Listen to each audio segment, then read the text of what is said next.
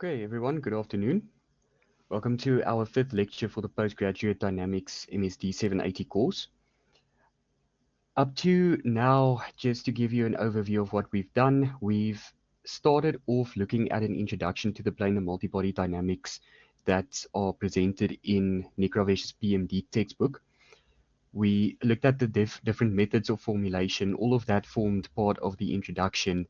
We also looked at some of the analyses, the methods that are proposed in the PMD textbook. And we also applied all of those methods then to a very simple mechanical system, a pendulum rod. And we considered two cases, an undriven pendulum rod, where the rod is simply moving under the effects of gravity. But we also then considered a driven pendulum rod. And more specifically, we focused on the forward and the inverse dynamics of such a pendulum rod. Now, the forward dynamic analysis was based on a constant torque that we applied to the system, and we were able to then measure the kinematics or the motion of the system based on this constant torque that we give as input. The inverse dynamic analysis that we looked at then focused on providing a constant angular acceleration as a driver constraint on the rod. And we were then able to look at what the reaction forces and the reaction loads or torques are on the rod when we applied this constant acceleration. And that was, to call it a multi-body mechanism is overstating it. It was a very simple single body mechanism, but it allowed us to formulate some core concepts such as the kinematic joints, revolute joint. How do we impose the joint as a constraint? What are the effects of the Jacobian during this process, and how can we utilize the computational efficiency of general purpose algorithms and Jacobian matrices to generate our constraint equations? Now, today we're going to jump into a new study theme, and it is focused around application examples using Nick Ravesh's DAP-BC simulation program.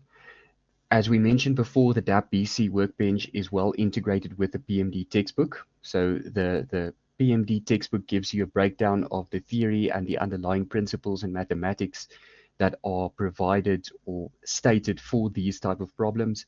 And then the DAP-BC workbench itself is the physical implementation of the mathematics.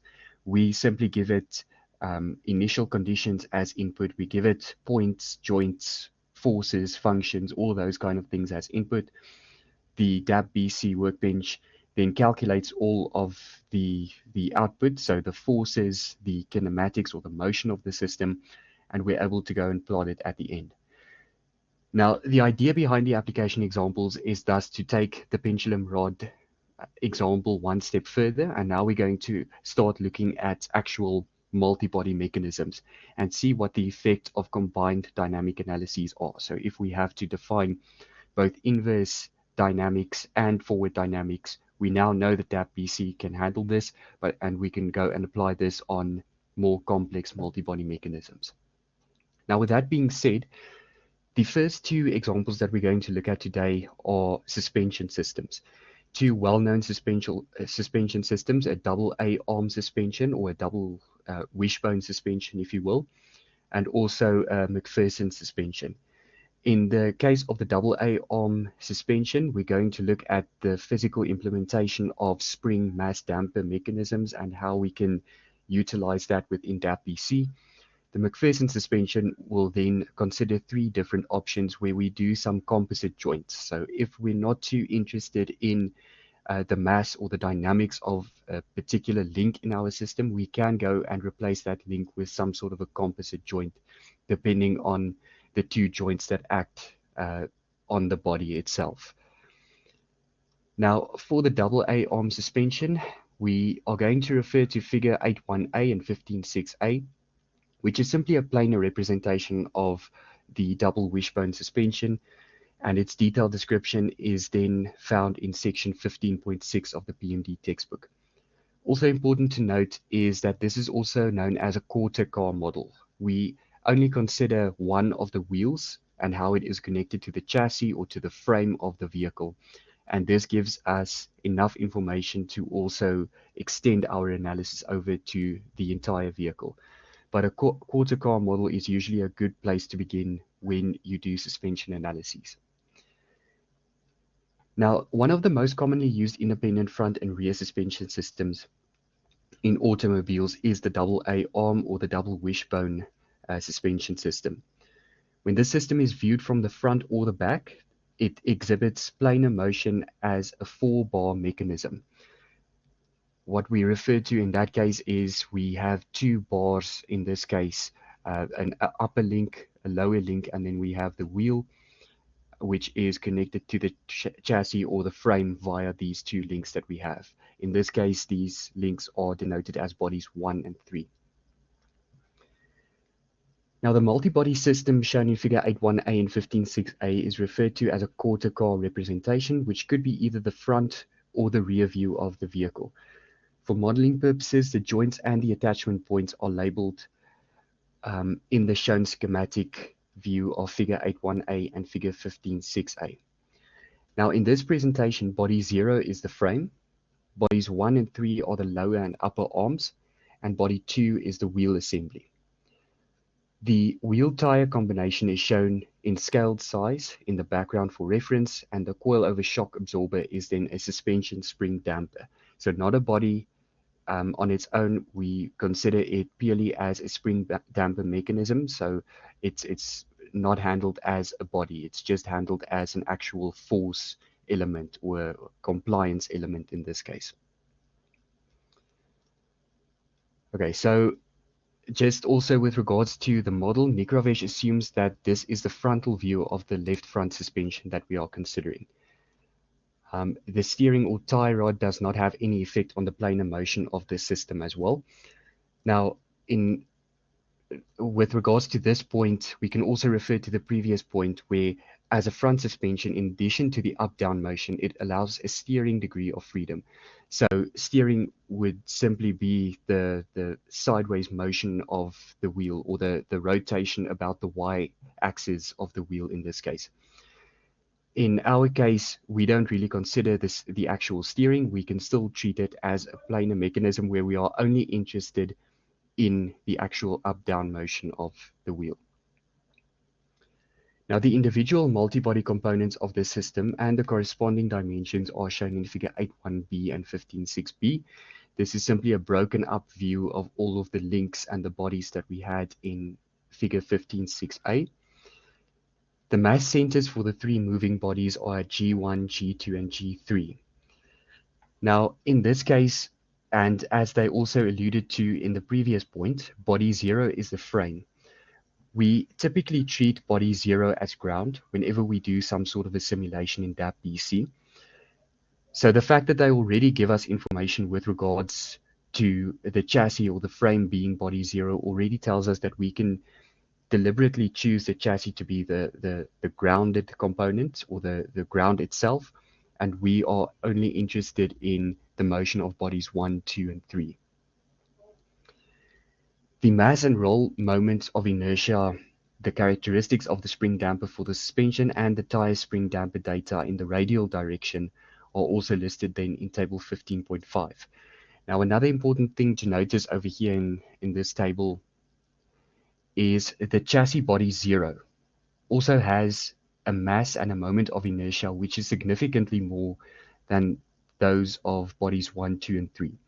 So this is further substantiates the fact that we can choose the body or the frame as the grounded component in this case, since its mass is so much more than those of the actual motion components that we are investigating. Then the suspension properties are also given, the free or underformed length, the stiffness, and the damping coefficient as well. And then for the tire, which we can also treat as a type of a spring damper system, also has an underformed radius, a deformed radius, radial stiffness, and a radial damping. So the radial stiffness and damping simply mean that the stiffness and damping is then vertical with respect to the wheel itself. So the model assumes that the main frame of the car, or body 0, is stationary. The moving bodies are then indexed as 1, 2, and 3. And we can look at in bodies in just a moment for this model folder. But just moving on to the next point, a non-moving XY frame is defined on the ground in a convenient location on body 0. And this is then shown in figure 15.6b as well. So we have the XY coordinate system over here. Whenever we work with points that are on ground, the local coordinates of those points are synonymous with the global coordinates of the points. So you can basically see the local coordinate system of ground as the global coordinate system, the XY coordinate system that we use. So whenever we reference the location of points Q, point O, point F, we reference it with respect to the global coordinate system directly. Of course, for the moving bodies, it's different. When we specify the points over there, we need to specify them with respect to their local coordinate systems, and they are given with the xi, eta coordinate systems that you have over here. Now, three body fixed frames are defined with their origins at the mass centers, as shown in figure 8.1b and 15.6b. Points 1 through 11 are then defined at the attachment points of the revolute joints, spring damper, and a point of interest C on the wheel. And this is all then covered in points.m. The suspension spring damper is represented by a point-to-point force element, and the model requires a non-standard point-to-point force element as well that represents the radial force of the tire to be active only when the tire is in contact with the ground. So this simply means that if the tire over here does not contact ground, the stiffness of the tire will not be taken into account. So we don't have any force that is caused by the stiffness of the tire. However, as soon as it makes contact, we have some deformation of the tire over there, and that will actually cause an upward force that is being exerted on the tire. In this case, we can also assume that that force is going to be in line with the center of mass of the wheel assembly that we have over here. It does seem to be halfway down the wheel assembly itself. So to determine whether the tire is in contact with the ground, we simply compute a parameter delta, which is equal to y2 minus r0. So y2 is simply the y coordinate of the wheel assembly center of mass minus r0, which is then the underformed radius of the tire. So this then gives us the amount of deformation that we have in the tire. And we can also use this parameter then not only to see if there's contact between the wheel and the ground, but we can also use this as our deformation when we multiply it with the stiffness to find the actual force that is being exerted on the tire during contact. So if delta is greater than 0, the tire does not contact the ground, and therefore no tire force is applied to body 2. But if delta is smaller than 0, the tire force is computed as a point-to-point spring damper vertically attached between point C and the ground, and the force is applied on body 2 directly. And once again, we said that although the force is applied over here at the bottom of the tire, because it's in line with the center of mass, we can simply translate that force up so that it acts on the center of mass of the wheel assembly in this case. Okay, and that will all be discussed then in inforces.m, and then a new addition to the scripts that we have available is userforce.m. Userforce.m is used whenever we have a non-standard force that we want to specify. In this case, it will be governed by this delta contact force that we have over here. So we have a condition that we specify on the force. We don't have a standard force available to define it directly under inforces. So we instead set up our own user force under this user_force.m input file. Now the model assumes that at an initial time, the wheel is not in contact with the ground. For the moving bodies, we must provide initial conditions on the coordinates and the velocities. This is something that we discussed in the previous lecture as well. Since we are using an iterative solver, we need to give it some sort of an initial condition or an initial value as input so that it can start its iterative solver.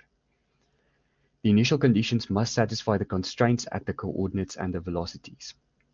If we are not certain that the provided initial conditions are correct, we should ask the program to correct them for us, and it's usually good practice to do this in any case, even if we are sure about our values. It simply allows us to be more accurate with regards to our connections between the bodies as well. So you'll see when we run the script, we give under in bodies, we give the initial conditions as input, but once we run the initial condition correction, we get a bit more accuracy in the initial conditions when it prints it out. So you'll see that once we run the script. Since in this model it is assumed that at initial time the bodies are at rest, all the velocities are simply set to 0, or we don't have to specify them under in bodies in any case because our default value is in any case 0 if we don't specify anything for the initial velocities. With that being said, we can then go to exercise 8.1, and this tells us that we need to use the following set of initial conditions for the coordinates. So we have R1, R2, and R3, which are the center of mass coordinates of bodies 1, 2, and 3. And then they also give us phi 1, 2, and 3, which are the initial angles of each body.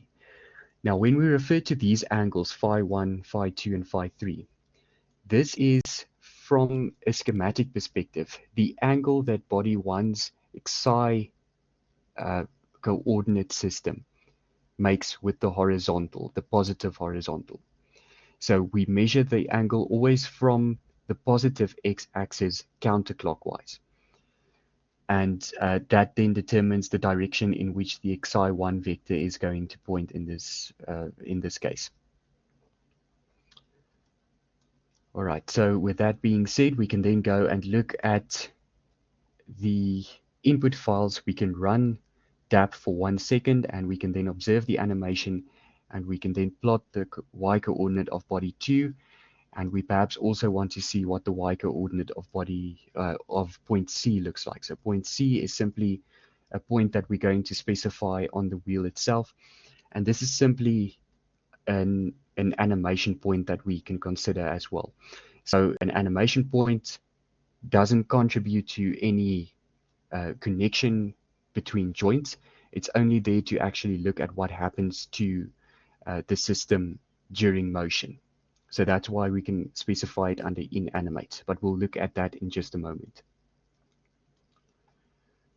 All right, so going over to the Octave environment, we can then go to our DAP BC12 2022 workbench. We're now in the main folder, and the subfolder under models that we want to focus on in this case is going to be this AA, or this double A folder over here, which is then the double A arm suspension, or the double wishbone suspension system that we're looking at. And before I open this, I just want to close some of these other input files that we had open during the previous lecture, and then we can open the scripts for the double A arm suspension. Okay, so I'm going to start off with the inbodies.m file in this case. As per usual, we specify our bodies by starting with the body index, so B1, which is a body underscore struct. So this initializes it as a body structure. Then we give B1.m and B1.j as our next two arguments. So this is simply the mass and the moment of inertia of body 1. You'll remember from the mind map, we had this table over here. So for body 1, they give us a mass of 2 kilograms and a moment of inertia of 0.5 kilogram meters squared. And this is then the value that we give as input in this case. Then next up, we need to specify the location of the center of mass of body 1, as well as the initial angle of body 1. Now, these last two cases over here are for exercise 8.2, so I'm just going to comment this out, and I'm going to uncomment the first two lines that we have over here. So B1.R, which is equal to 0.4398, 0.2512.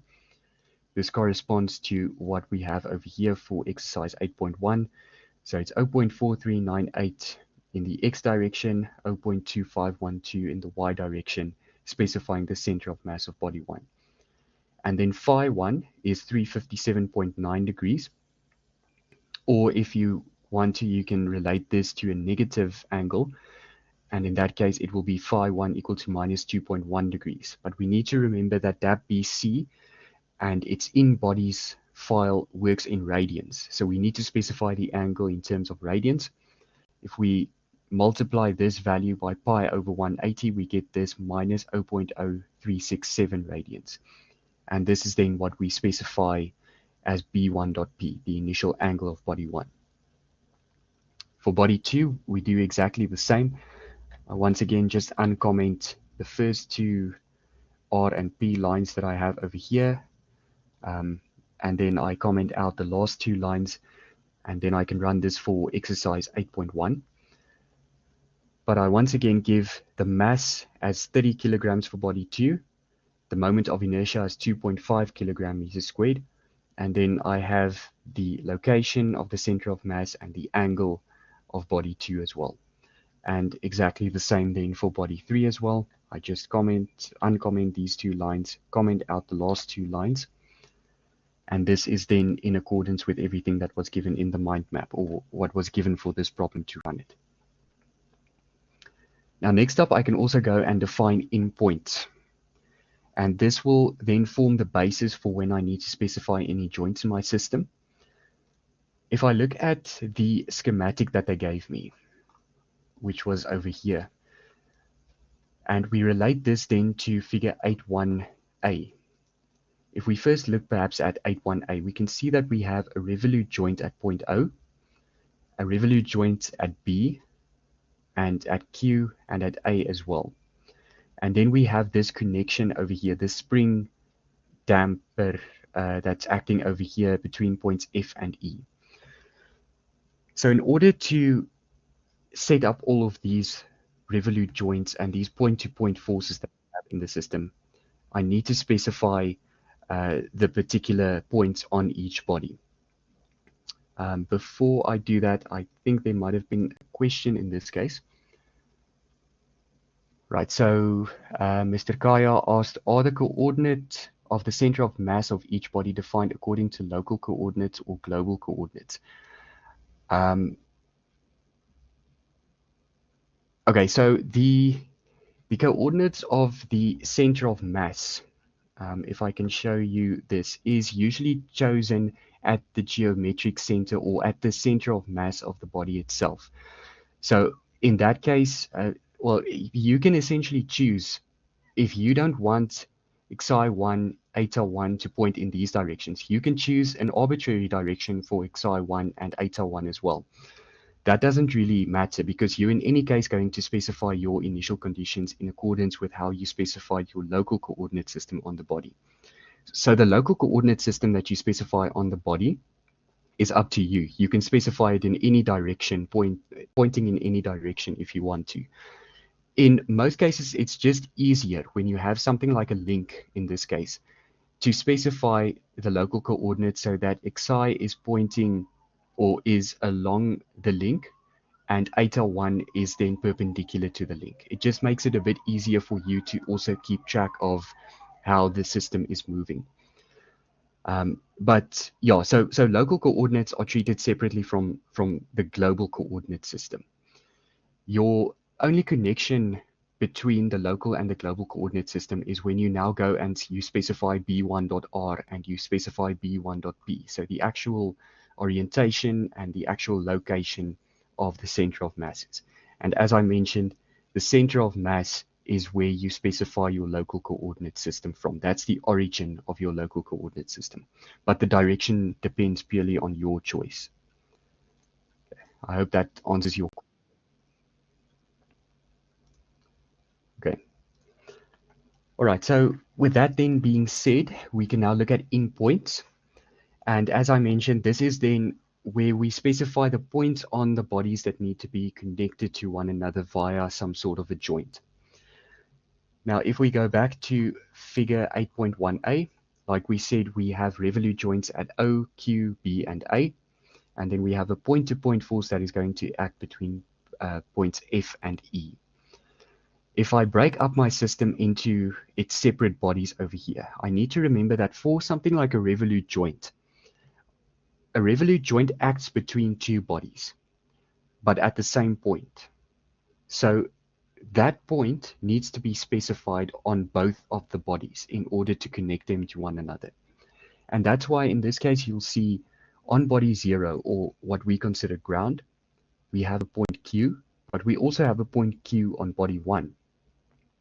Same for if we look at point A, for example. We have point A on body 1 and we have point A on body 2 because there exists a revolute joint between bodies 1 and 2 at point A. Now, with regards to this, we also need to develop some sort of a convention when we name these different points. If we call all of the points simply Q, then it's going to be a mess when we try to combine them and put them into the array at the end and try to figure out which point goes on which body. So what we can perhaps propose is that if we work with point Q, for example, we have point Q on body 0 and body 1. So let's call point Q on body 0, Q0, and let's call point Q on body 1, Q1. And then we can do the same in the case of A. So that will be A1, A2. We also have B2 and B3. Or we can also have O3 and O0. And then lastly, for the point-to-point force that is going to act between points F and E, we're going to have F0 and E1. All right. Sorry, I just want to check over here. Okay, still seems fine. Right, and that is exactly what I do in this case over here. I specify Q1, which is a point structure, so it initializes Q1 as a point. Then Q1.bIndex is the next input argument that I give, so that is then 1. The index that corresponds to this body index over here, if I go back, this is body 1. So I now name them B1, B2, B3. But we're essentially working in this case with the actual index. So if I were to write this underneath, this would be index 1. Then I would have index 2, and lastly I have index 3 in this case. So if I now say Q1.bodyIndex is 1, then I'm referencing the first index, and the first index is indeed body 1 that I specified. Now, once I've done this, I then have to specify the local coordinates of point 1. And the SP local tells me that I need to specify it in terms of the local coordinate system that I now chose on this link over here, in terms of the xi eta coordinate system. So point Q1 is situated over here. So in the xi1 direction, it's going to be minus 0.24. In the eta1 direction, it's 0 because it's mid-span of this link, or we can assume that the link is just a line in this case. So it's minus 0.240 in its local coordinate system. And that is exactly what I specify over here in line 6. I can do the same then for point A1. If I look at A1, it's still on body 1, but now it's in the positive xi1 direction. So that would be 0.180 when I specify its local coordinates. I can do then the same for A2, B2, B3, O3, all of those type of body-based points that I have. Once I start looking now at any points that are specified on ground, I need to remember that my coordinate system that I use on ground is the global coordinate system.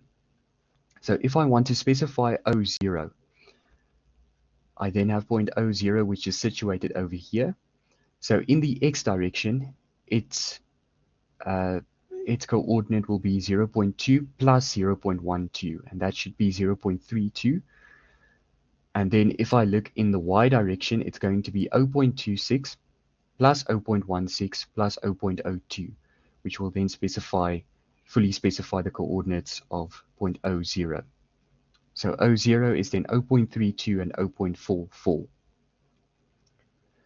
For point Q0, exactly the same. It's still on body 0. So body 0 is ground. In the case of Q, it's simply going to be 0.2 and 0.26. And that is the coordinates that I plug into line 34 over here. And then I can go and do the same for points E1 and F0 as well. E1, you will notice, is at the origin. So it's at the center of mass where I specify that point. So its local coordinates are simply 0, 0. Once I'm done with all of this, I simply group them together in my points array over here. And now I need to be careful when I specify them. I also need to look at what their indices are. So it's perhaps good practice at the start as well, if you name these different points in this list, to also just give them their actual indices. So 1, 2, 3, 4, 5, 6, 7, 8, and then I have 9, and my last point is the 10th point that I have over here.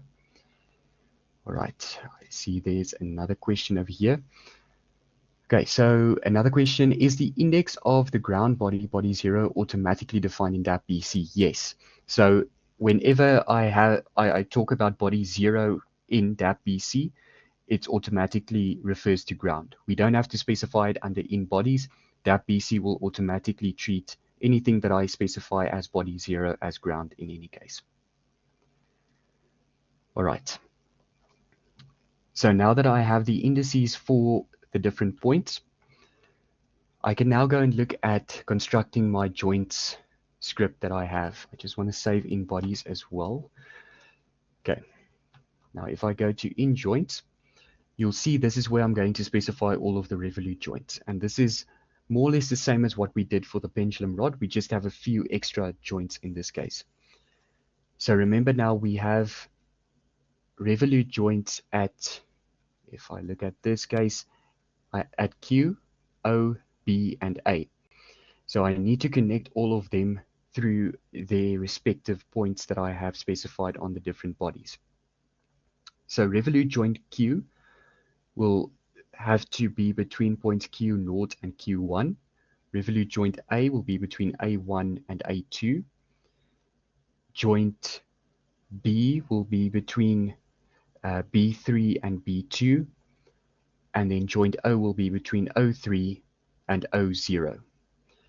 Now the IP index and JP index, the order in which I specify the point indices doesn't really matter.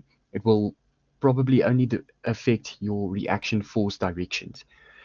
Overall, we're not too worried about the direction of the reaction force. We actually just want to get the magnitude of those Lagrange multipliers, or the magnitude of the reaction forces caused by these revolute joints.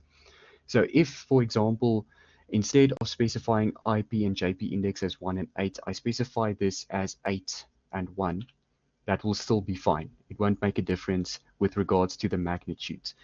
And you're more than welcome to try that as well if you want to swap over a few of these indices and see what happens to your reaction forces.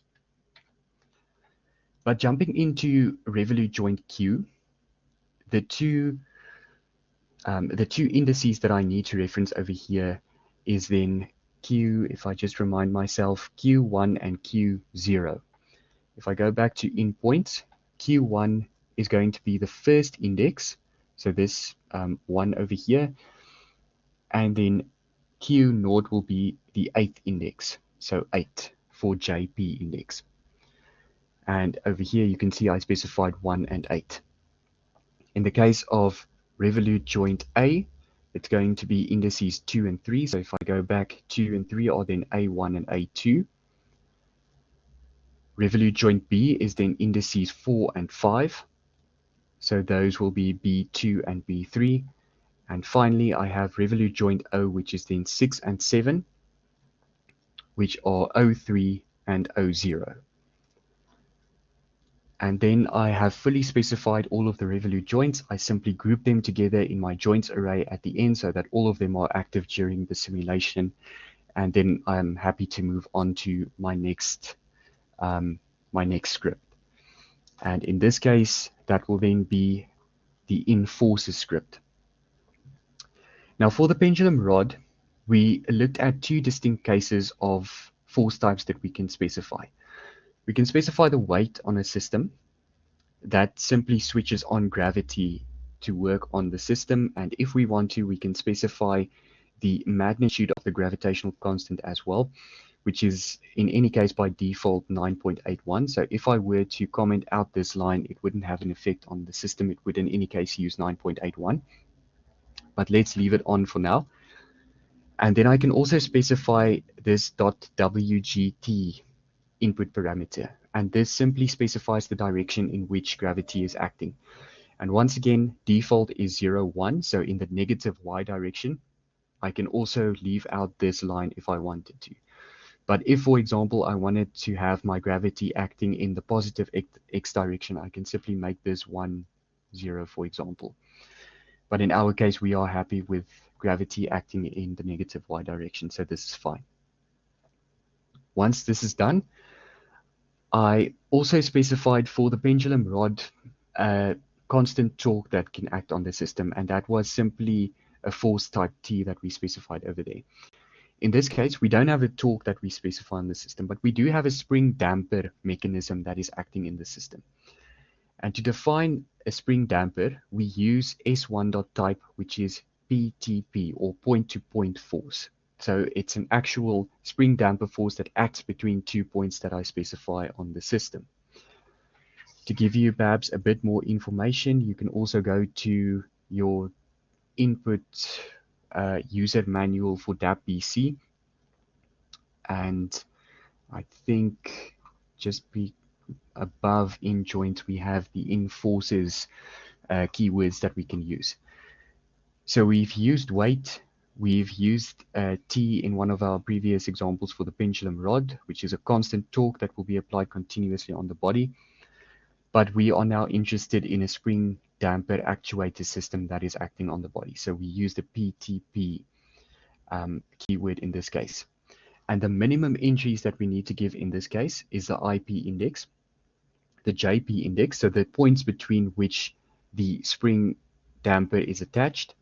We need to give the stiffness of the spring, the underformed length, the damping coefficient, and then if we have some actuation in our spring damper, we also need to specify the actuator force, the constant actuator force that is acting in this mechanism. Now, if we go back to our example, we specified now that it's point to point. If I remind myself the 2 points between which the spring damper is acting, it's between F0 and E1. So those are going to be the 2 point indices that I give as input. If I look at the list that I have over here, E1 is then index 9 and F0 is index 10. So under in forces, 9 and 10 are the IP and the JP indices that I give. I assume that there's no actuation in this mechanism or this spring damper, so I'm simply going to state S1.F_A is 0. Then I need to specify the stiffness of the spring as well. So this will be S1.K, which is 90,000 Newton per meters. And this I got then from this table that I have over here. For the suspension system, the stiffness is stipulated as 90,000 Newton per meters. The damping coefficient is 1,100 and the underformed length is 0.23. So if I go back, L0, which is the underformed length, is 0.23 and the damping coefficient is 1,100 Newton seconds per meter. Right, so in addition to those two forces, S1 and S3, I also have S2, which is now the user-defined force. And this is where I need to consider the tire contact. If I have contact, there's going to be some spring force pushing the tire up. If I don't have contact, then the force on the tire remains as is. I'm not going to add any spring forces to the system. Now, when I construct this type of force, I call it S2.type, which is equal to user. So this tells me that I need to specify a user_force script, and I need to then specify the force characteristics in that script. But I can also add some additional characteristics over here if I want to. So I can say S2.K is 50,000 Newton per meters. Also got this from that table 15.5 that we have in the mind map. We also have the underformed length that I specify as 0.35. And then I also have S2.dc, or the damping coefficient, which is then 1000 Newton seconds per meter. And I can use all of these input parameters and pull it through to the user force.m file. Now, if I look at that file, this is a very small conditional calculation that I perform over here, depending on whether the tire is in contact with the road. So it's a unilateral spring damper in the y direction that I consider. I first calculate del, which is the delta, or the deformation of the tire. And you'll remember from this calculation that I have over here, to determine whether the tire is in contact with the ground, we compute a parameter del, which is equal to y2, so the center of mass in the y, or the y coordinate of the center of mass of body 2, minus r naught, so the underformed radius of the wheel. If I look back over here, that is exactly what I'm doing over here. So in the case of del, it's going to be equal to bodies 2. So the second body is the one's characteristics that I'm extracting, dot r2. So that then tells me that I want the y coordinate of body 2 minus forces 2 dot l naught. So once again, I use the indices in this case. If I go back to in forces, forces 2 is going to be the second index that I have over here, S2. So I'm going to extract its, let me just see, its underformed radius in that case. So forces 2 dot L naught is this line over here that I specify. So it's going to extract 0.35 from this script over here. So I'm basically saying take the center of mass of body 2 in the y direction minus 0.35 from that, and then determine whether I have contact or not. So if del is smaller than 0, I indeed have contact. And then I need to calculate the spring damper force that I have in that system. And to do that, I simply say that my force is then going to be kx plus cx dot. So the standard equation that I use when calculating a spring damper force. So Fy is simply equal to forces 2 dot k. So I'm now extracting the k parameter for forces 2, which is this 50,000. And I multiply that with the deformation that I have, this del value that I calculated. So that's the kx term that I have over here, plus, and now I consider forces 2.dc. So I'm extracting forces 2.dc, which is this 1000 Newton seconds per meter value. And I'm multiplying this by the velocity of body 2. So once again, I say bodies 2, which means I'm referencing the second body, dot r underscore d. This means that I'm using the velocity in this case. And I'm using the second index over here, so that means I'm using the y velocity of body 2. And that is then where the cx dot term comes in. So kx plus cx dot will then give me the spring damper force that I'm considering. But now I need to understand that BC works in terms of coordinates, so vectors. It sets up an xy vector when it determines the forces acting on a body. So I've now calculated Fy, but I now need to just write it in vector form. So FSD, or the force caused by the spring damper, is equal to 0 because we don't have any force acting in the x direction, and then a semicolon minus Fy, which is then a force pointing upward that is acting on the tire during contact. And this is then in its vector form, so I can simply go and update the force that is acting on the body itself then.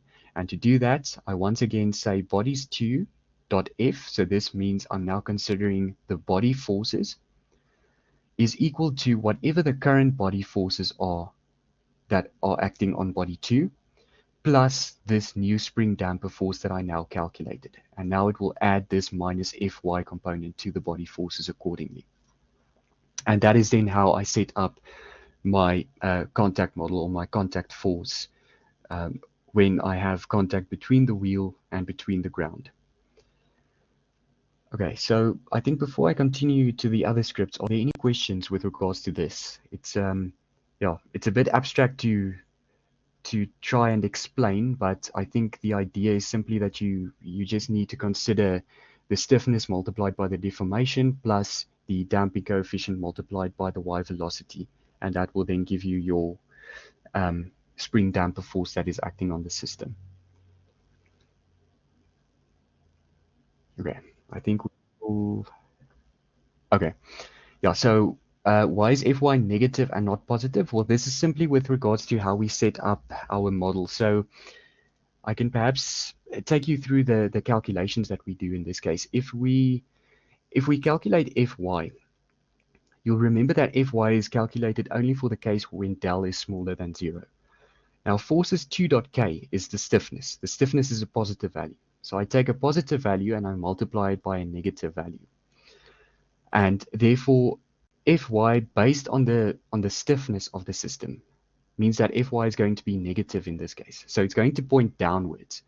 But if we think about our model that we have, if I have contact between ground and between the wheel, and the wheel is deforming, what is actually happening is the ground is pushing the wheel back up. So my force actually needs to be acting upwards. And although the magnitude is correct for that calculation that I did where I said force is 2.k multiplied by del, although the magnitude is correct, the signage is not correct because that said that the force is acting downwards, but actually the force is acting upwards.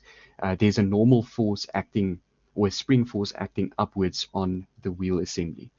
So that's why I simply make the change over here to call it minus Fy, just to make sure that my force is indeed acting upwards when the wheel is being compressed. Okay, I hope that answers your question. Okay. All right, perfect. Okay, so with that then done, we can just look at infuncts as well for the mechanism that we're looking at now. So we don't have any inverse dynamics that we specify on the system, so there's no drivers or motors, and therefore my funct script is an empty list that I have over here, so that's fine. And I also don't have any translational joints that I specify on the system. So there's no need to specify any unit vectors on this suspension system that I have, and therefore U vectors is also an empty list. Now, lastly, we can also just have a look at inanimate. And you are now well aware of the X-min, Y-min, X-max, Y-max bounds that we set on our animation pane. So this is simply the minimum and the maximum bounds that we set over there. But a few extra things that we now added is C2, which is still a point structure, but in this case it's known as an animation point. It doesn't physically, it isn't physically used to connect any joints in the system. We only want to plot C2 on body 2 to see what happens to that point. So we can plot it in the inanimate script over here. And the setup is exactly the same as what we would have done if we specified it under in-point. So it's still a point structure. The body index in this case is 2, and the local coordinates are 0.03 and 0. And this then corresponds to, if we look at this system, point C is situated over here somewhere, so no connections between this point and other bodies. But if we look at it in its local coordinate system for the wheel assembly, it's 0.030, and that's why we specify C2's local coordinates, and we also specify it on body 2 in this case. And then I can just set up a new list called points underscore anim, which is then an open list, or sorry, not an open list, it's just going to contain C2 in this case. Then if I want to change the color of the bodies as well, I can do this by simply using these next two lines, the formatting over here, So bodies 1 dot color is then R, so that would be a red color that I'm going to assign to body 1. And then on body 3, bodies 3 dot color is going to be B, so that is then a blue color that is going to be used on body 3. Now with all of that then being said, we are now in a position to actually run our DAP solver. So I'm going to type in DAP. It asks which folder contains the model. We are working with the AA arm suspension, so that would be the AA model folder. Do I want to correct the initial conditions? Yes, it's usually good practice to do that, so I'm just going to type in Y. And now we can see the effect of the initial condition correction in terms of what we specified originally under in bodies. So previously we just had for body 1.R 0.4398, 0.2512. If I look over here, it's actually in the X direction 0.4399153, and in the Y direction 0.2663746, and then the angles have also been increased in accuracy. So there was some instability or inconsistency when I specified my initial conditions originally, but my initial conditions were close enough so that DAP-BC could easily correct these conditions and make sure that the connections between the bodies are all satisfied, so that the kinematic joints are satisfied at the end of the day. Now with that being said, I'm going to use a final time of 1 second, and we can now run it for, let's do a reporting time step of 0.01 seconds for the animation. And it now ran for 1,342 function evaluations. If I then type in anim, I can go and look at the actual animation of the system. If I hit any button over here, I can see that what is happening is the wheel isn't initially in contact with the ground, but as soon as it makes contact, we can see that the up and down motion of the wheel has now dissipated. So we can see those dissipative forces acting on the system now. To perhaps better illustrate these dissipation forces, what I can do is type in post. So this will load all of the post-process results. And then one of the questions that I had for exercise 8.1 was then to plot the y coordinate of body 2 versus time.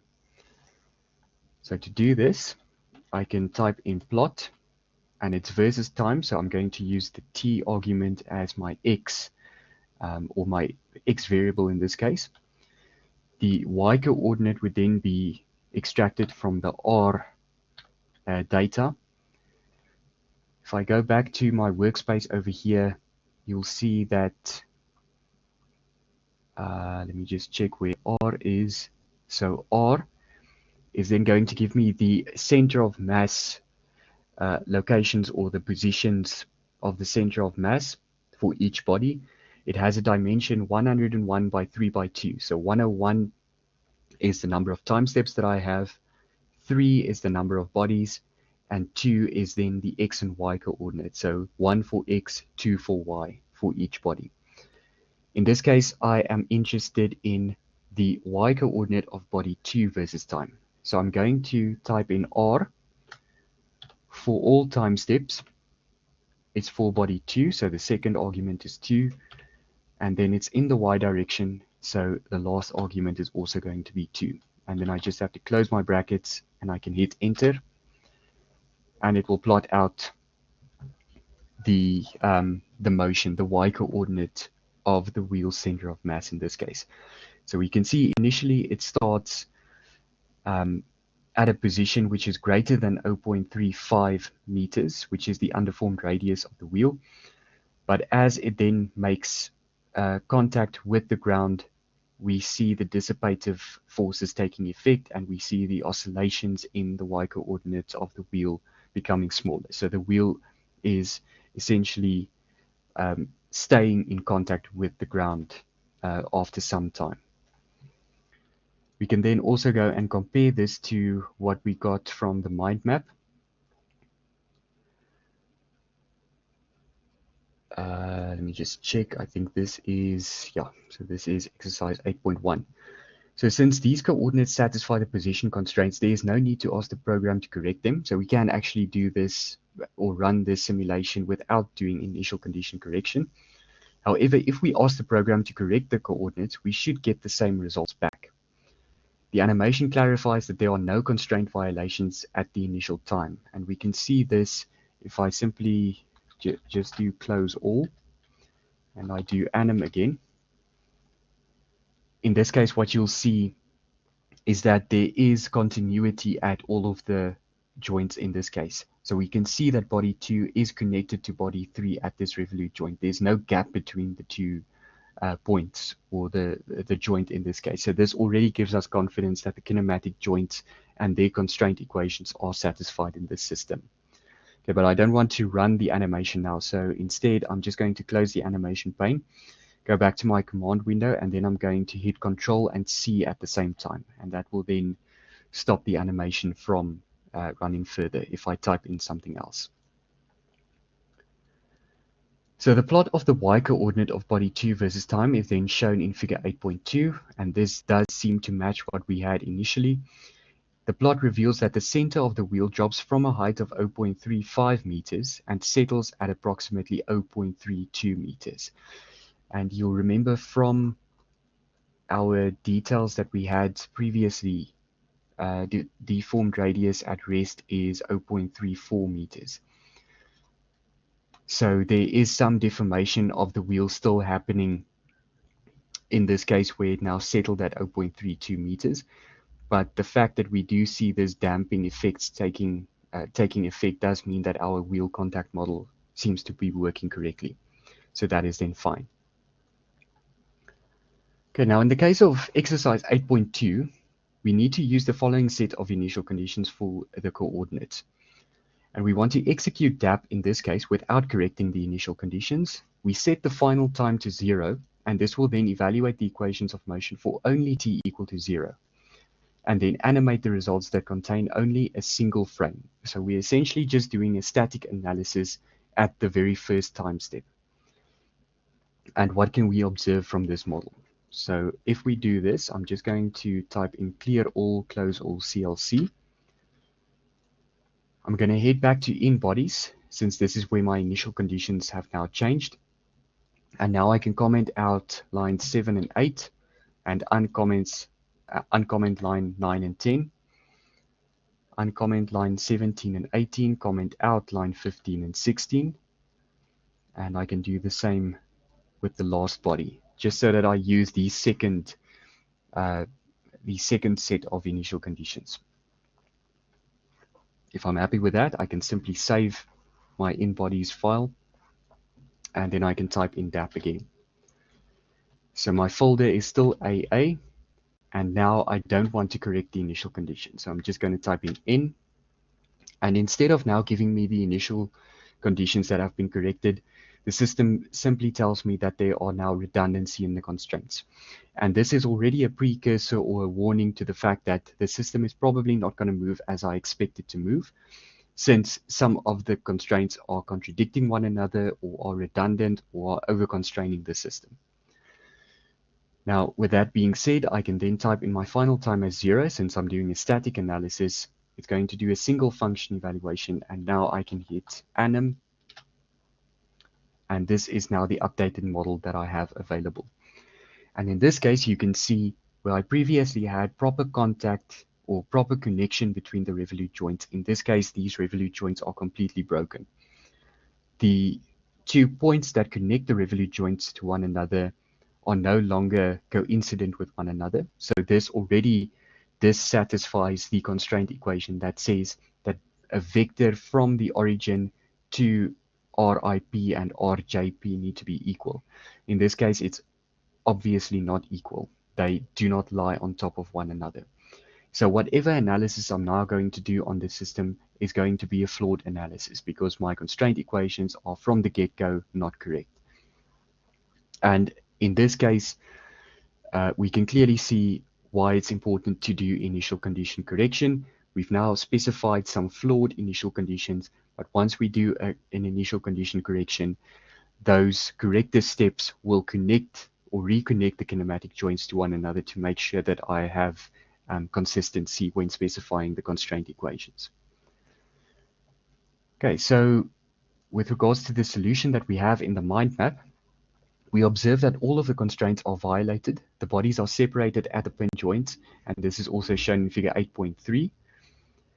And we may simulate the model again, but this time we should ask the program to now correct the initial conditions. Now, if I do that, I just start with a blank slate again. So DAP, AA, and now I say yes. I want to correct the initial conditions, and now I have the corrected coordinates over here. If I now type in the final time as 0, and I run anim to see what happens for this initial condition, I can see that my wheel assembly now starts off a bit lower, but I have a proper contact or proper connection between the revolute joints in this case. And I also don't have the warning anymore of a redundancy in the constraints. So therefore, whatever analysis I now do will be correct. Okay, so that more or less then sums up the double A arm suspension system, or the double wishbone suspension system that we wanted to look at. Are there any questions before we move on to the MacPherson suspension system?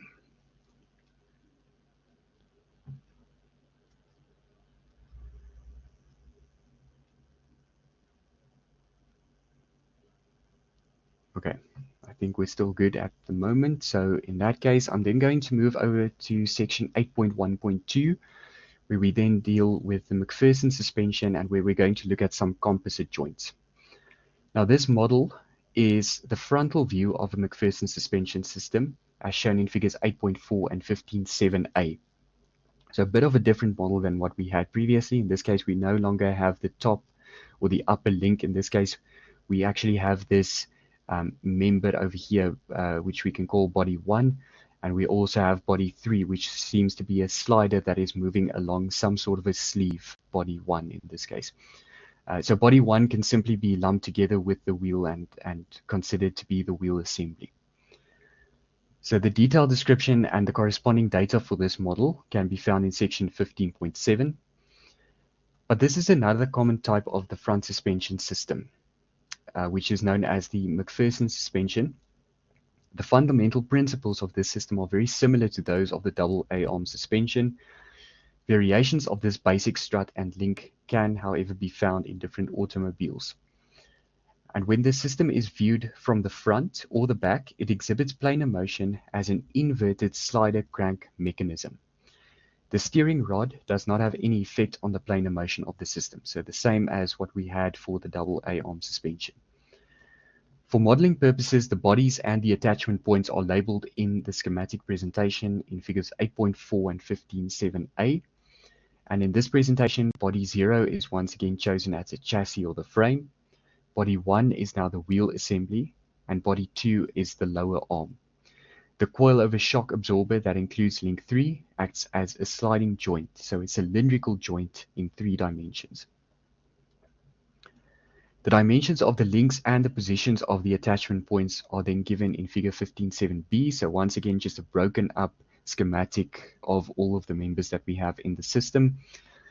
The mass centers for the 3 moving bodies are G1, G2, and G3, so they are indicated over here, G1, G2, and G3. In this case, it's just important to note that G1 is no longer along the center line of the wheel. So if we have some sort of a spring damper force that is going to act on the system or on the tire, it will be acting through point C, but point C is not coincident with the center of mass of the wheel assembly. So we now need to remember that if we reconsider our user force in this case, when we specified the user force in that case, the force was considered a body force. The tire force was considered a body force acting at the center of gravity of the wheel assembly. Now in this case, since the force is now acting offset from the center of gravity, we're going to need to translate the force over to the center of gravity and then also add a moment couple so that we correctly correspond the force's position relative to the center of mass. But we'll look at that once we get to the user force.m file. Just take note that we no longer have coincidence between the center of the wheel and the mass center. Now, point B is also defined on the strut axis at a conventional or a convenient location as a reference point for some of the dimensions. So over here we have point B at the top. The mass and moment of inertia of the bodies, the characteristics of the suspension spring damper and the tire spring damper data in the radial direction, so in the vertical direction, are listed in table 15.6. Now, similar to the double A arm suspension system model, we perform a simulation with this model from an initial state where the wheel or the tire is not in contact with the ground. And Nikrovish constructs 3 different models for this system, demonstrating how to take advantage of composite joints for reducing the size of a model. The models contain 3, 2, and 1 moving bodies respectively, and although these models are constructed with different number of bodies and joints, they are kinematically identical. So to better illustrate this, we can jump directly into models under, MP_A as our first MacPherson model. And in this case, the individual bodies, the defined points, and the unit vectors of this model are shown in figure 8.5. And this model consists of 3 moving bodies, 3 pin joints, and 1 translational joint that connects the bodies 1 and 3. This model results in 9 coordinates and 8 constraints, which means we have a single degree of freedom. And in our case, that single degree of freedom is simply the up and down motion that we have in the system or of the wheel, if you will. The spring damper representing the tire is modeled similar to that in the double A arm suspension model. Now for exercise 8.3, we're going to start off by reviewing the input M files for this model and then simulate its dynamic response for 0.4 seconds. Okay, so to do this, I'm just going to go and close all of the previous models' input files. And then we can now open up MP_A and open up all of its input files as well. Okay. So starting off with in bodies, we once again have 3 distinct bodies in this case. As per usual, we specify the body structure, the mass, the moment of inertia, and then we specify the coordinates and the angle of each of these bodies. Now, these values have been pre-calculated. You are more than welcome to go and look in the PMD textbook of how they have been calculated. But in our case, we can consider these values as being sound, and we can use them to perform an accurate initial condition correction as well. But the overall premise of the in-bodies file remains the same as what we had for the double A arm suspension system. Now, our next file that we have is in point. Once again, this is where we specify all of the points that are going to form the fundamental part of our joints or in joint script. If I look back at the system that I have over here, I'm going to have point Q on body 0, so Q0. I'm going to have O0, Q2, A2. Then I also have A1 over here, C1 situated where the tire force is going to act through. I have B1 in this case as well, and then I have O3 on body 3 as well. And all of their local coordinates have also been populated in this file over here. We once again group all of the points together in the array vector that we have at the end. Okay, so then next up we have in joints. And this is now where we made a bit of a change to the previous method that we used. The previous double A arm suspension, we had 4 revolute joints. In this case, we now have 3 revolute joints and 1 translational joint. So if we quickly look back at our system, I believe this is also, let me see, here is the constructed or the assembled version. So we still have revolute joint at point Q. Then we also have a revolute joint at O, and this then exists between bodies 3 and 0. revolute joint A is then constructed between bodies 2 and 1. So we're going to use A2 and A1 as our indices. But then we also have this translational joint that is acting over here. So we said that body 3 is essentially a slider that is moving along this body 1 sleeve that we have over here. And this is better illustrated when we scroll down to this case over here. We have a line constructed from B to A, and we can use this then as the guide along which our sliding rod body 3 is going to move. So a translational joint is simply a sliding joint. It's a joint between two bodies where one body is sliding along a certain direction. And we now know the direction. This is shown by this double bracket 1 in this case. But to perhaps better illustrate what we mean when we set up a translational joint, we can go to our in-joints user manual section that we have over here. And you'll see that for a sliding joint or a translational joint, we need to give it at the minimum 4 inputs. So we need to give it an IP index, which is on body I, a JP index, which is on body J, and then an IU index, which is a unit vector that is constructed on the same body as the body that was used for IP index. So IP index and IU index need to be on the same body, and JP index and JU index need to be on the same body. All right, so if we construct these unit vectors, they will essentially tell DAP BC what the direction of motion is. And you can see this as well in this schematic that they set up over here. We have a body 0, body 1. So U0 is then constructed as one of the unit vectors. U1 is constructed as a second unit vector on body 1. And then it can use these two vectors to construct a vector D, which describes the direction of the sliding that is happening between the two bodies. Okay. Now in our case, if we look at the system over here, we can say, let me first go to J4, which is then defined as a type TRAN, which is then a translational joint. And now we specify IU index, IP index, JU index, JP index. So let's perhaps first start with IP index. IP index in this case is 2. So if I look over here, point 2 in this case is then B1. So that is point B on body 1 that I constructed. And this is then the point that I have over here, B1. And then my JP index should then be point O on body 3. So O3 that I want to use in this case.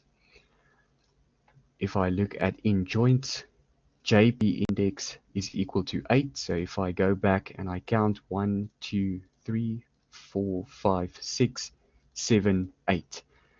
The 8th index is indeed 0.03.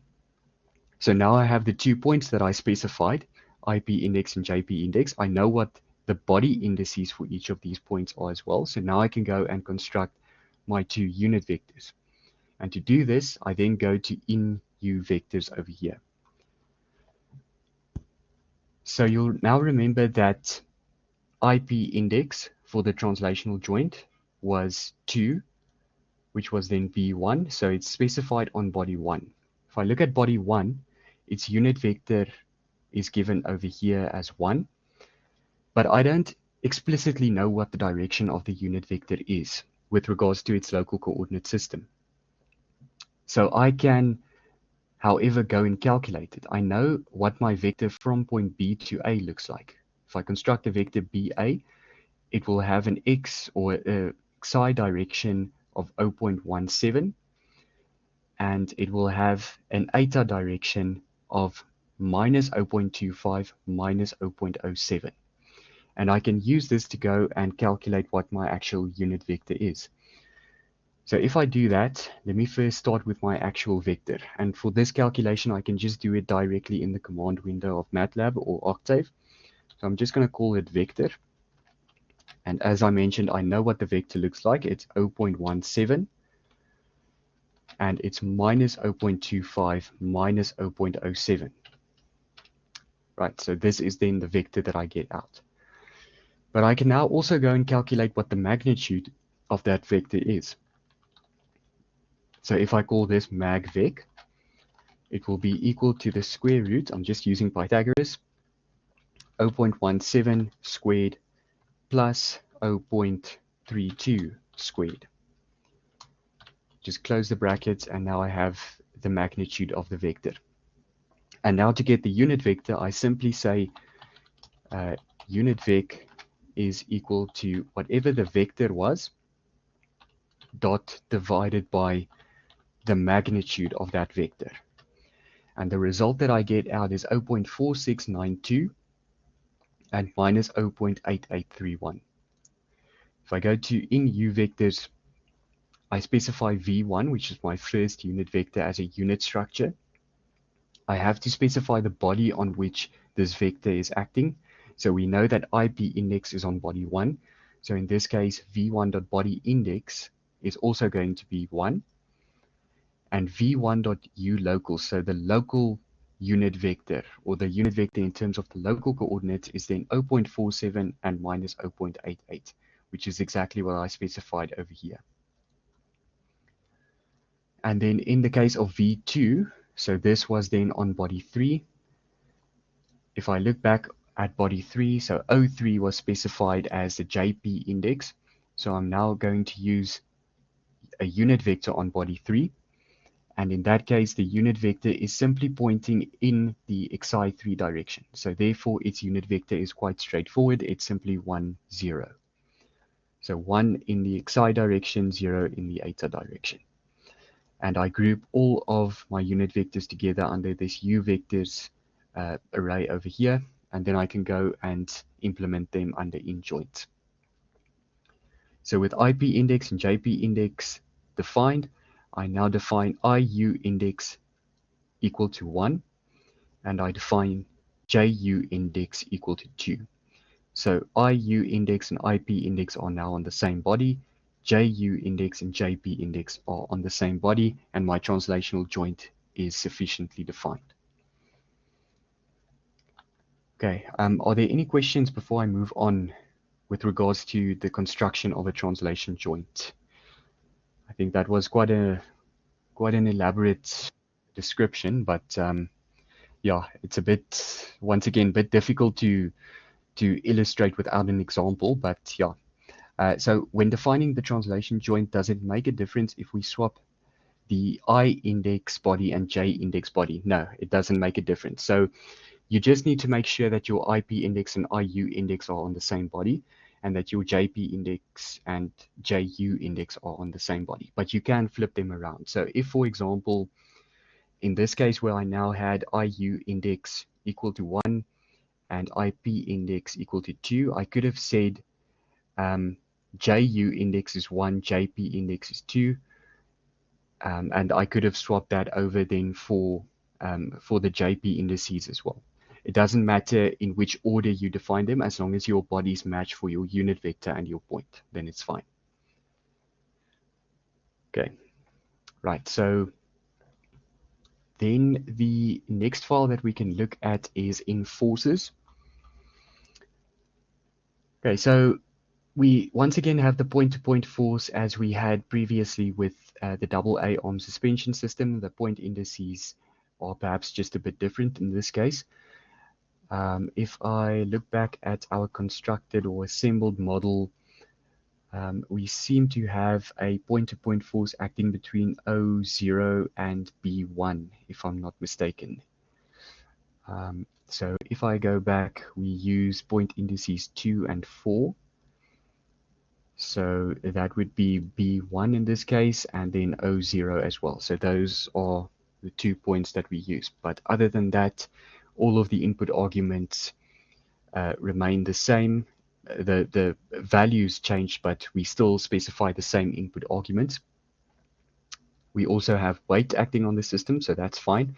And in this case, we now don't specify gravity and the dot WGT input argument, so it's in any case just going to use the default values over there, which is fine. And then we also set up our force structure for the user-defined force as well, so our tire force as well. And this is now where the slight difference comes in when we do the calculation for the tire force. We still calculate the deformation in the same way as what we did for the double A arm suspension.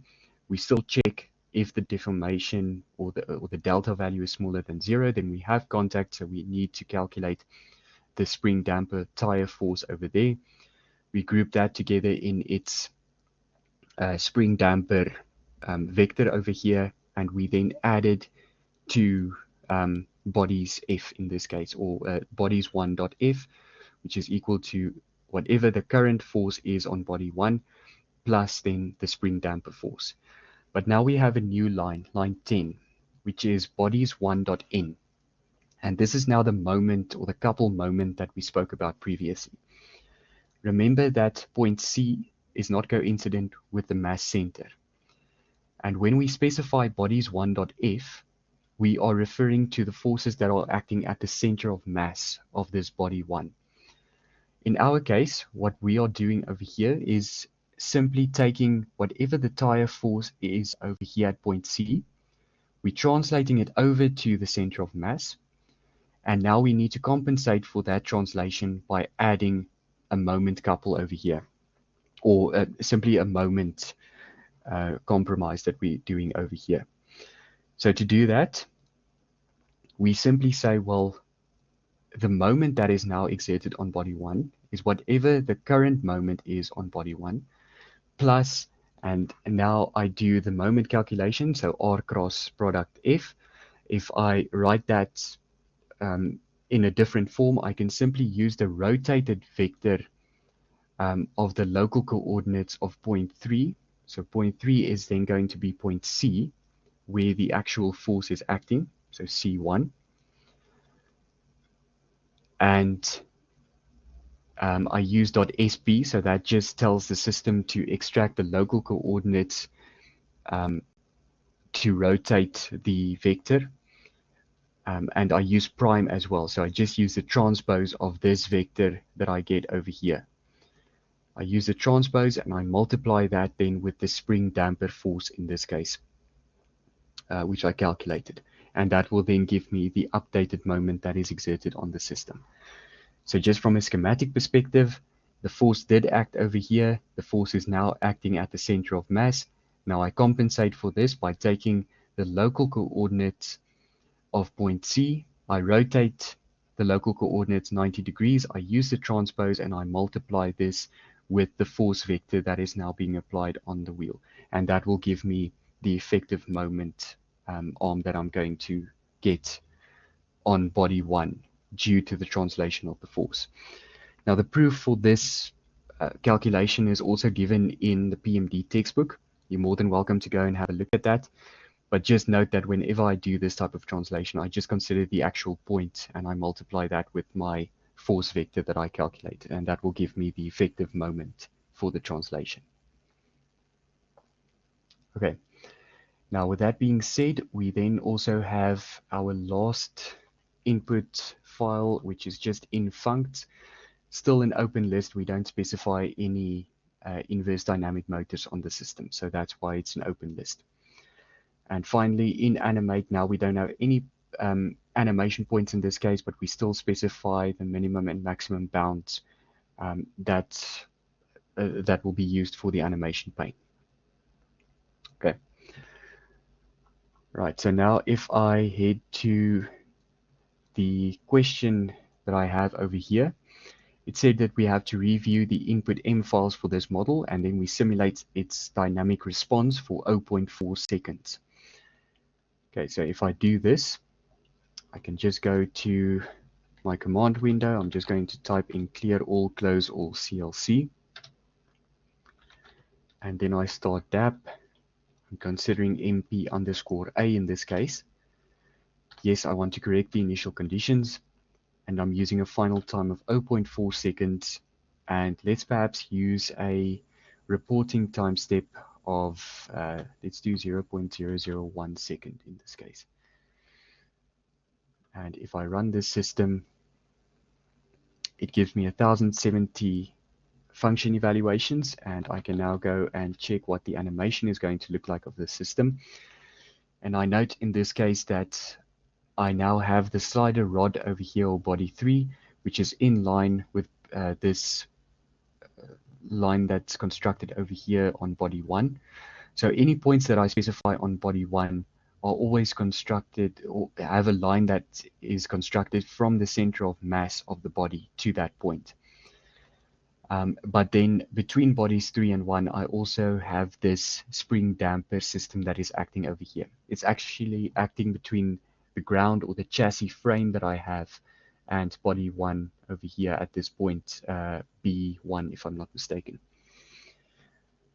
Okay, so if I run this simulation, it runs fairly slowly, but I can maybe make it a bit bigger. So we can see initially we didn't have contact with the ground. As soon as we have contact, we have some bounce back of the tire, but then after a while it starts to settle, and we then have a steady state condition, which is then caused by the damping in the system as well. Right, so we're just going to wait for the animation to complete, then we can go and look at the post-processing results.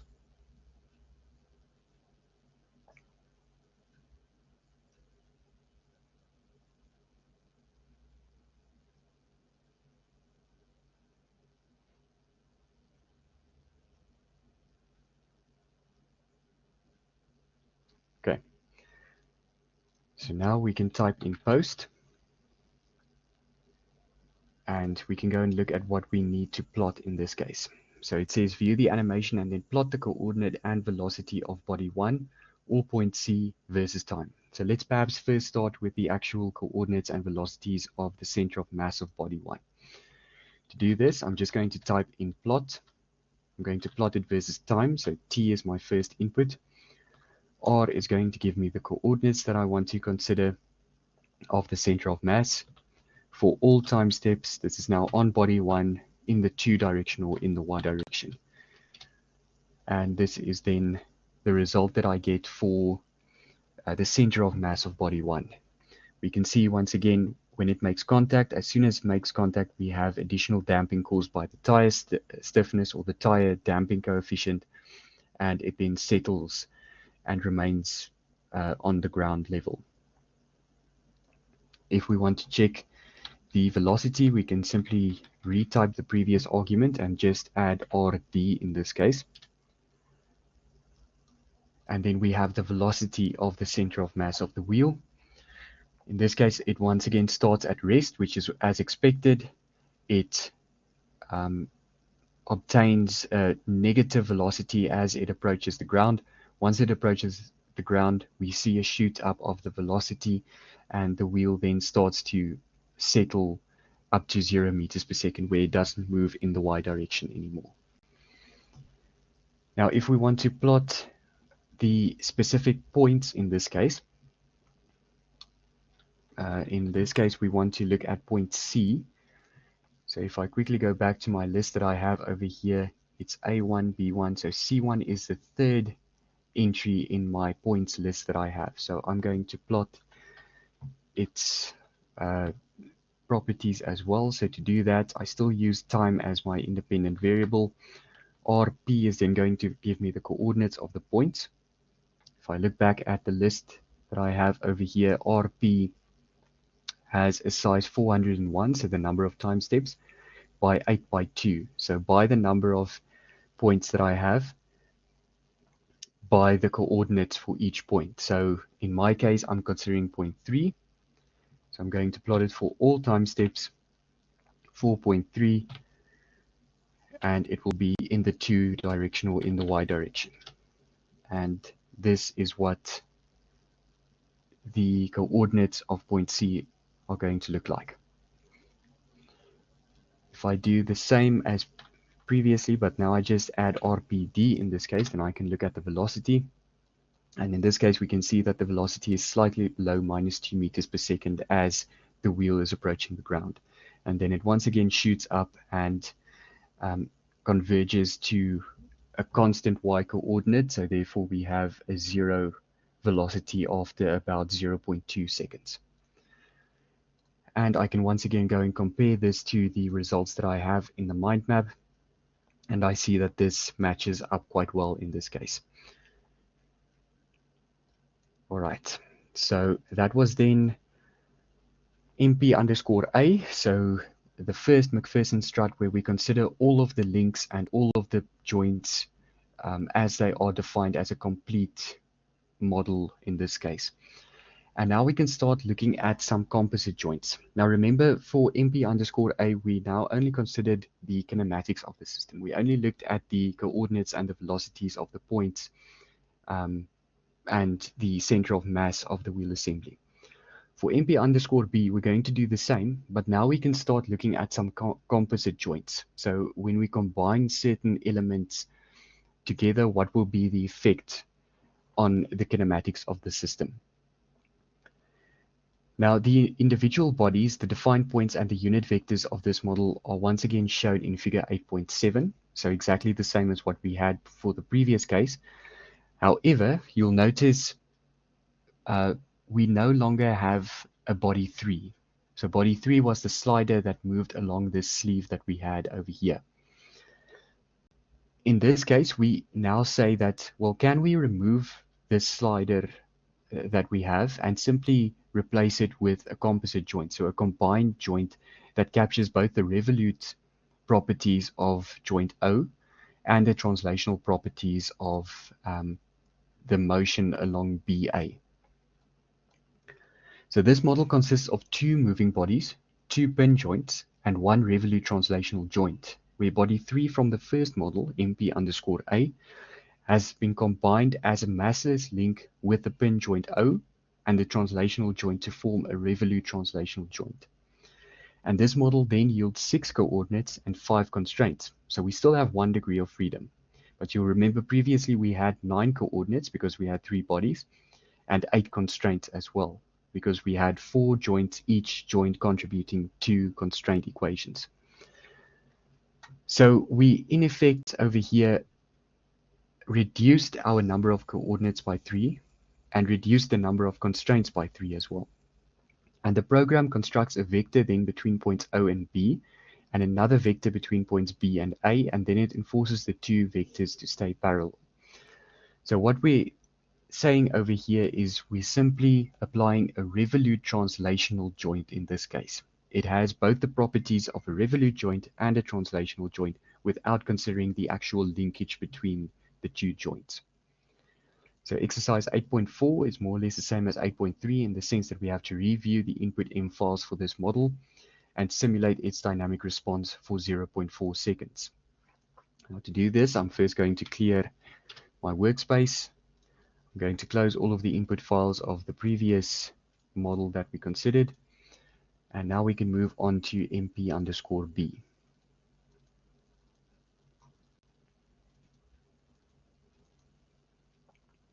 All right, so starting off with in bodies, you'll see now we only have 2 bodies, so we neglected body 3 in this case. We only consider bodies 1 and 2, and this is simply in relation to this system that we have over here in figure 8.7. We no longer have body 3 over here. Then if we look at in points, our number of points have also reduced. Since we no longer have body 3, we reduce those number of points that we had in that case, and we now only consider points Q0, Q2, A2, A1, C1, B1, and then O0 as well. So we previously had, I think it was O3, which was defined on body 3. Since we no longer have body 3, we don't have the point O3 either. Then if we look at in joints, we can now go and check what happened or what we need to define when we look at a revolute translational joint. And in this case, the revolute joints remain the same, A and Q, but the revolute translational joint is now a composite joint between O and B. So O being on body 0 and B being on body 1.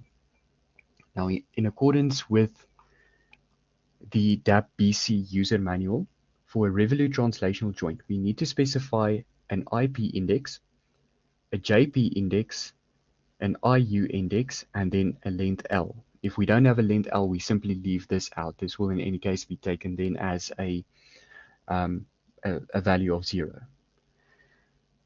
So if we look at our case, we can choose our JP index to be O0.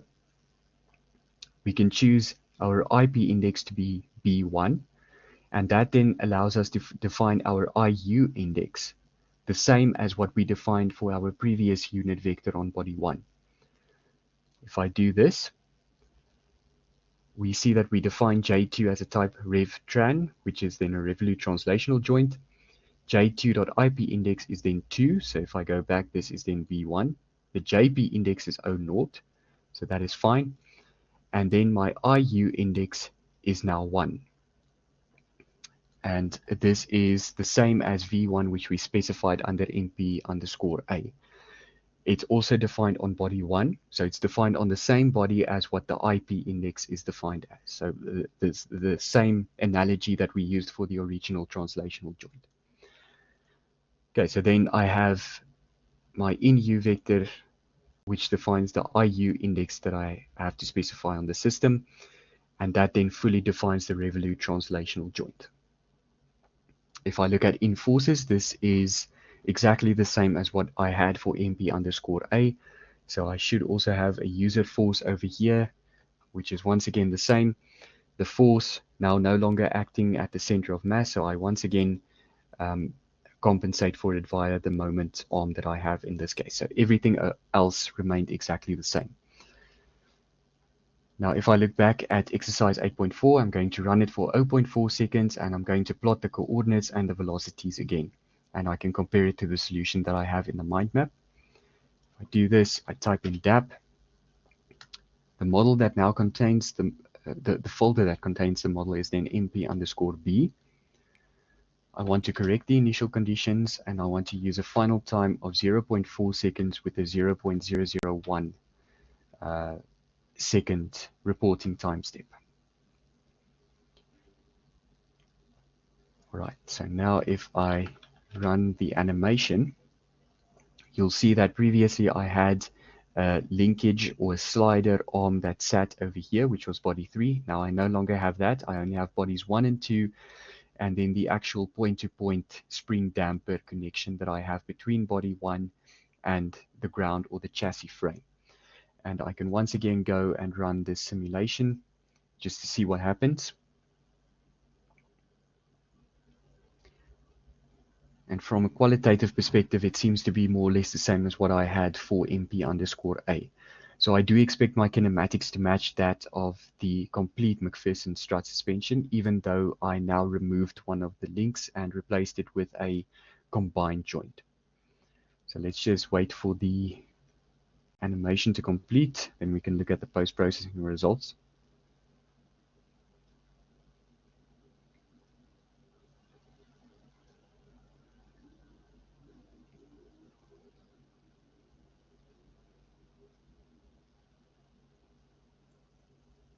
Okay, if I close this, I can now type in post, and I can once again go and plot the different properties over here. So let's once again start with the y coordinate of body 1, and it seems to match what I got previously. If I look at the velocity, it also appears to match, with the negative velocity being just above -2 meters per second, settles after about 0.2 seconds for the center of mass. And then I can also go and plot RP for 3, so still considering point C1, also seems to match what I had previously. And then lastly, RPD is then simply the velocity, which was previously also just below -2 meters per second as the wheel approached ground. Okay, so this also matches then what I have in the mind map. And what I can see from this is by replacing link 3 or the slider body 3 with a revolute translational joint, I did neglect the mass and the moment of inertia properties, so the dynamic properties of that link. But if I purely consider the kinematics of the system, so the reduced system that I have over here to the original MacPherson strut suspension system, it is synonymous with one another. The kinematics of the system was not affected. However, the dynamics will, however, be affected. So I do expect if I start looking at forces that there will be differences over there. But since my analysis is now currently focused only on the kinematics, I'm happy with replacing link 3 with a revolute translation joint and alleviating some of the computational effort of the DAB-BC workbench. Okay, so then lastly, I can also have a look at MP_C, and figure 8.8 once again shows the reduced model in this case. And what I did over here is I now still consider the revolute translational joint reduction that I did for MP_B, but now you'll see between points Q and A, I no longer have that constant length link that I had over there. I now simply have two revolute joints with no linkage between them. So I need to be able to construct what is now known as a revolute-revolute joint. So this model consists of one moving body, one revolute-revolute joint, and one revolute translational joint. Body 2 from the previous models, so MP_B, has been combined with the pin joints Q and A as a massless link to form a revolute-revolute joint. This model results in 3 coordinates and 2 constraints. So once again, from MP_B, which was 6 coordinates and 5 constraints, I've now decreased both the coordinates and constraints by 3. The program constructs a vector between points Q and A and enforces the length of the vector to remain a constant, which is 0.45 meters. This was the original length of body 2 that I had as well. Now, exercise 8.5 says that I need to review the input files and plot the response once again for 0.4 seconds. To do this, I clear my workspace. I close all of the input files of MP_B, and I can open the input files then for MP_C in this case.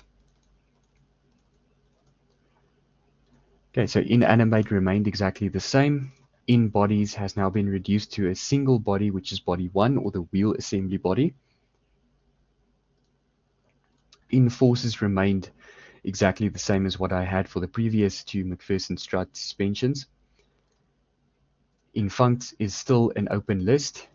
In joints is now where the change came in, where I now specify a revolute-revolute joint that acts between points Q and A. So points Q0 and A1. If I go to my DAB-BC user manual for a composite revolute-revolute joint, I need to specify at the minimum an IP index, a JP index, and then the constant length L between the 2 revolute joints. And this is exactly what I then do under my in-joint script over here. I specify the IP and the JP indices as, in this case, it was, if I just look back over here, it was Q0 and A1.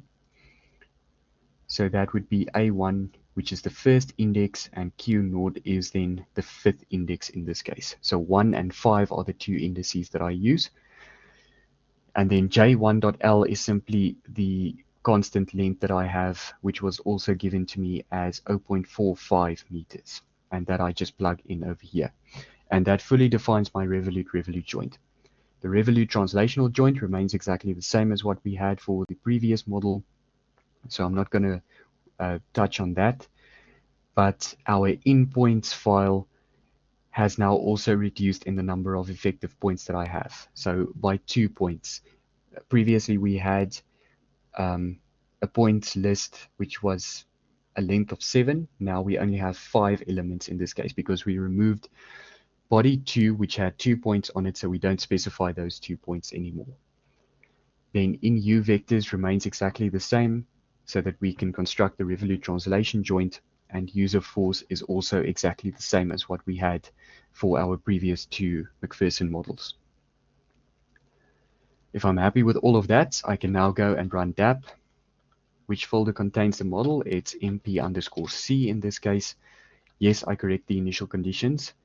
A final time of 0.4 seconds that I want to use, and a reporting time step of 0.001 seconds. Okay, and we can see the number of function evaluations have also decreased from the very first model that we had up to now. I think the previous model had 1,070 function evaluations. In this case, we have closer to 1,000 function evaluations. So this already shows that we've increased the computational efficiency of our problem in the case where we only consider kinematic analyses. If I look at my animation in this case, my previous link that I had over here, body 2, has now been replaced with a revolute joint, which is connected with a constant length line over here, which is cyan in color, and this indicates that it's a revolute joint. So if I run the analysis again, we can once again see the downward motion of the wheel. As soon as it makes contact with the ground, it has a bit of an oscillatory motion before it settles and then stays on ground. So we do expect to see once again the same kinematics as what we had for our previous two models. Let's just wait for this model to complete, and then we can look at its post-processor results as well.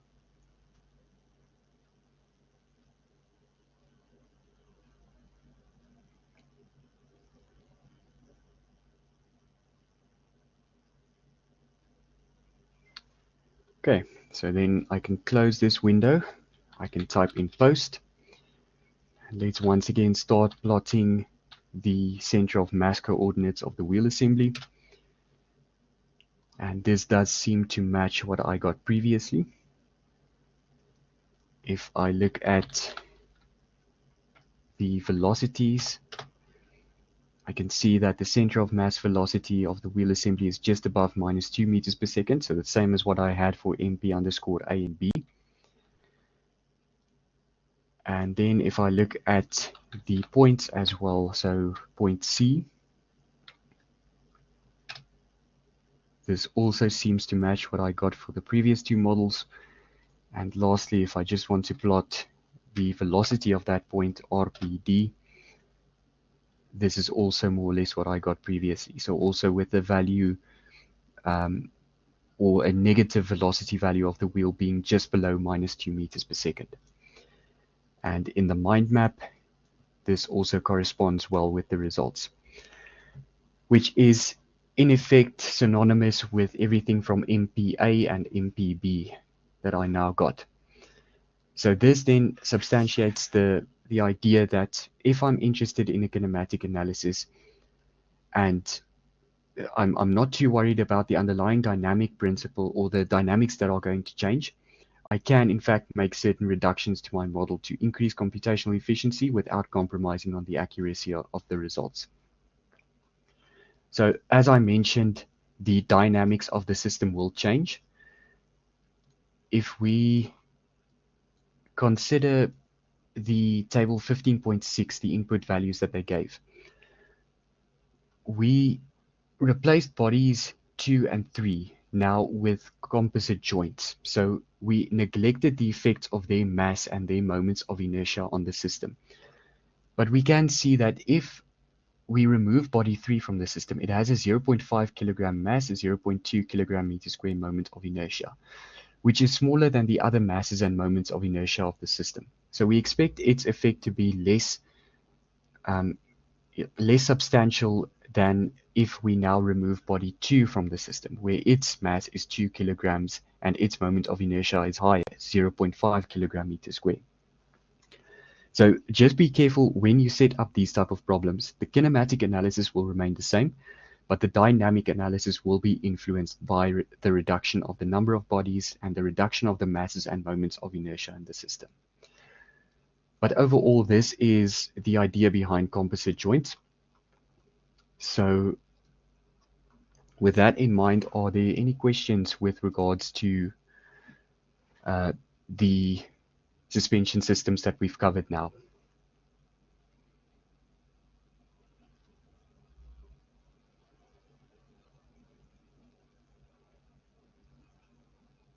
Okay, let's see.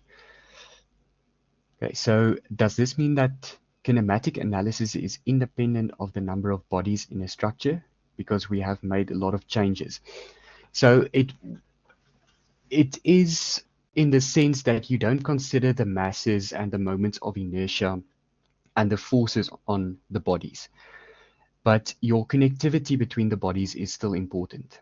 So yes, your kinematic analysis is independent in the sense that you can replace the bodies with combined joints, but it is, yeah, so basically what I'm just trying to say is that you can combine certain bodies or you can combine certain joints and it won't have an effect on the kinematic analysis.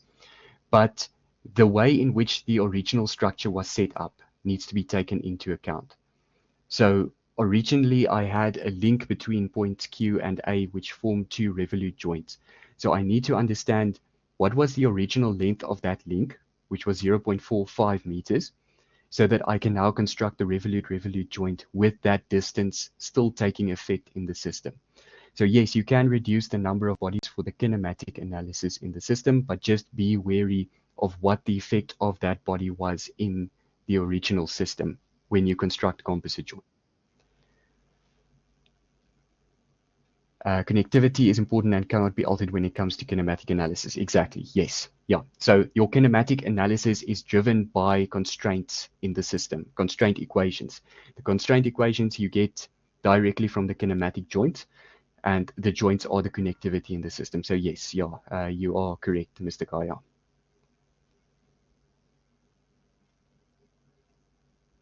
Okay. All right. So I think if there are no further questions, that then concludes our first lecture on application examples, where we looked at suspension systems. In the next lecture, we're going to delve into some of the other type of joints that we have and the other type of systems that we can manage and run in the DAB BC workbench. So thank you very much, and I'll then see you in lecture 6.